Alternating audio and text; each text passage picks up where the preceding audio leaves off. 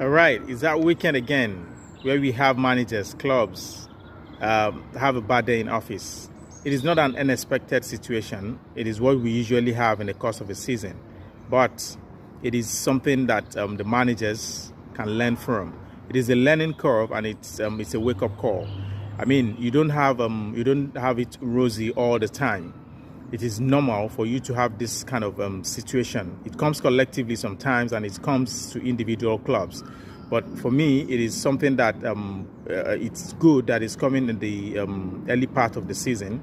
So it is now left to the managers and the clubs to try to correct this situation. But sometimes there is always this particular club that gives the teams for the big teams the run for their money. But it is expected for the managers that are with these big clubs to try as much as possible to correct this situation. Brighton, for the past couple of seasons, has always been a thorn in the flesh against Chelsea. And I expect the managers that have been handling this Chelsea team to have learned how to avoid these defeats. But somehow, I don't know, when you have more than 4 players from that same Brighton in Chelsea's team, and they can't help to savour that to give Chelsea the victory against the same club they came from. I mean, it's a bit it's sad and it's uncalled for.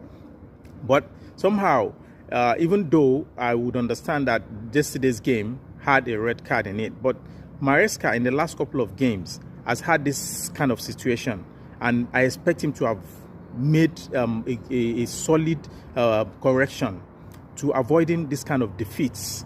I mean, for me, with what he showed yesterday, you can't do the same thing at every time and expect different result. So for me, I don't think he's ready to be a top manager. Because if you want to be a top manager, games like this, you put them to bed in 10, 15, 20 minutes in the game, you show your opponent what you are made of. But somehow, he has always been so slow in decisions, and this kind of results is not good for a team like Chelsea. It's football, definitely, but you definitely have all this kind of situation happens in the course of a season. But how does it happen? What is the approach the manager is putting in place to avoiding errors like this?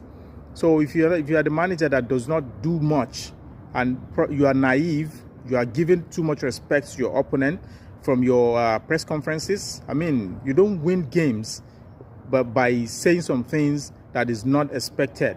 So when you say some things during your conferences, you somehow you have already lost the game.